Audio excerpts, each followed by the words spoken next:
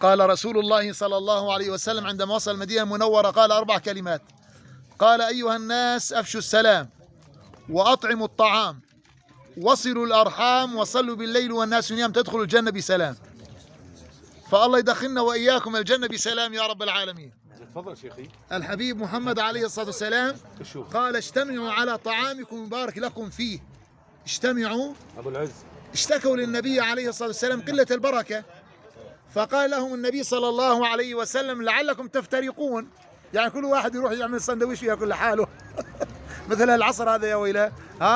قال: لعلكم تفترقون، اجتمعوا على طعامكم يبارك لكم فيه. فالمجلس هذا احسن من اوروبا وما حولها. المجلس الصلاة على النبي محمد عليه الصلاة والسلام، مجتمعين على محبة الله والرسول محمد عليه السلام. هون يا خير، هنا اوروبا، هنا بطيخ مبسمر.